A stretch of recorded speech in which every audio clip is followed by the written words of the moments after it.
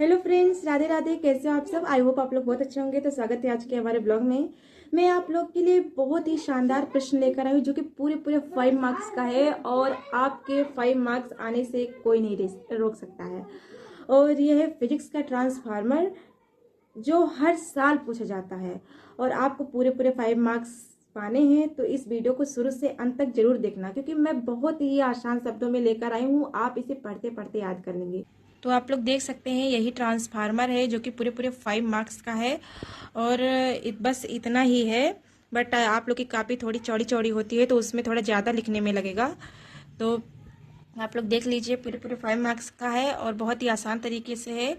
तो हम पढ़ते हैं। ट्रांसफार्मर विद्युत का एक ऐसा साधन है जिसके द्वारा प्रत्यावर्ती वोल्टता को कम या ज़्यादा किया जा सकता है। मतलब ट्रांसफार्मर जो है इसी के द्वारा हम प्रत्यावर्ती वोल्टेज को कम या ज़्यादा कर सकते हैं।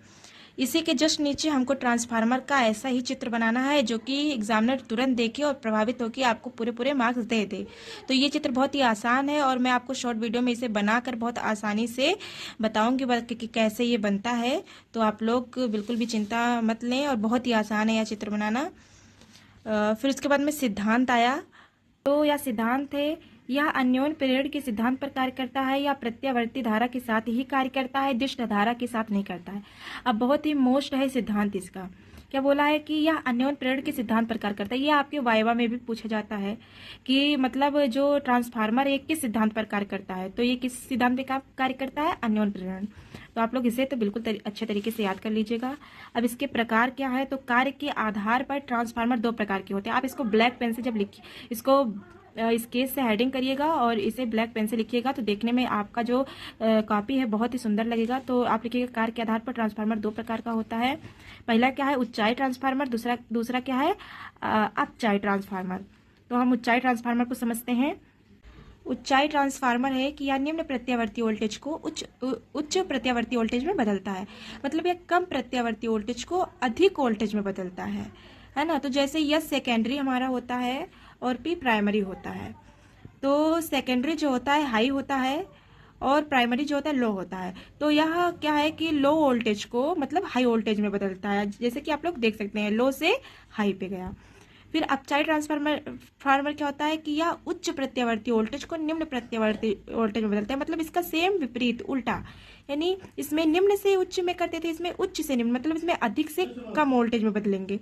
तो यह प्राइमरी जो है वो निम्न होता है और ये हाई होता है। तो यानी हाई से हम लो वोल्टेज में इसको बदल। अब आया ट्रांसफार्मर की बनावट। ट्रांसफार्मर की बनावट में क्या है कि ट्रांसफार्मर में नर्म लोहे की पत्तियों को एक के ऊपर एक रखकर आयताकार पटलित क्रोड बनाते हैं। जैसा कि आप लोग देख रहे हैं यहाँ पे, जैसे यहाँ लोहे की पत्तियां हैं जो कि एक के ऊपर एक रख के आयताकार एक पटलित बनाई जाती है।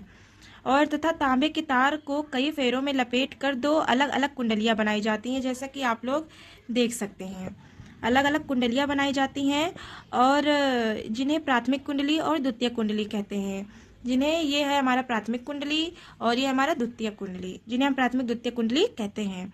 प्राथमिक कुंडली को एक प्रत्यावर्ती स्रोत से जोड़ दिया जाता है, जैसे कि आप लोग यहाँ पे देख सकते हैं। फिर हमारा आया कार्यविधि। कार्यविधि में क्या है कि जब प्राथमिक कुंडली को एक प्रत्यावर्ती स्रोत से जोड़ देते हैं फिर धारा प्रवाहित करते हैं तो प्राथमिक कुंडली में चुंबकीय फ्लक्स के मान में परिवर्तन होता है, जिसके कारण द्वितीय कुंडली में एक प्रेरित विद्युत वाहक बल उत्पन्न हो जाता है और इसी कारण जिससे एक प्रेरित धारा उत्पन्न हो जाती है। मतलब कि जब प्राथमिक कुंडली को एक प्रत्यावर्ती स्रोत से जोड़ा जाता है, प्राथमिक कुंडली को, है ना, तो फिर इसमें धारा प्रवाहित करते हैं तो प्राथमिक कुंडली में चुंबकीय फ्लक्स के मान में परिवर्तन हो जाता है, जिसके कारण द्वितीय कुंडली में एक प्रेरित विद्युत वाहक बल उत्पन्न होता है और इसी कारण जिससे एक प्रेरित धारा भी उत्पन्न हो जाती है। अब यहाँ पे आप लोग देख रहे होंगे एक सूत्र, ये बहुत ही ज़्यादा इंपॉर्टेंट है। ये आपके न्यूमेरिकल में यह सूत्र यूज होता है NP NS BP VS। तो आप लोग इसके कार्यविधि के जस्ट नीचे लिख देना और फाइनली आप लोग को बिल्कुल बहुत ही आसान शब्दों में समझ में आया होगा। और ऐसी ही राइटिंग में मस्त लिखिएगा, मेरी तो उतनी अच्छी नहीं है बट आप लोग और अच्छी राइटिंग में थोड़ा स्पीड लिखना ताकि आपका पूरे 5 मार्क्स का प्रश्न कंप्लीट हो जाए। तो फाइनली आप लोग को यह ट्रांसफार्मर जो मैं क्वेश्चन लेकर आई थी आप लोग को बहुत ही इजी तरीके से समझ में आया होगा। देख लीजिए कितना गर्मी, आप मेरे पसीने देख रहे होंगे, मैं इतनी गर्मी में आप लोग के लिए लेकर आई हूँ क्योंकि ये मोस्ट इंपॉर्टेंट है पूरे 5 मार्क्स के और 5 मार्क्स इतनी आसानी से हम लोग जाने नहीं देंगे।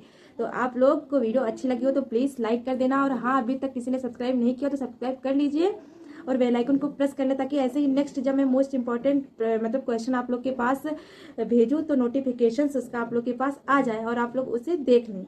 तो अगर सब्सक्राइब नहीं किया तो सब्सक्राइब कर लें, और मिलते हैं ऐसे शानदार नेक्स्ट वीडियो में। तब तक के लिए बाय।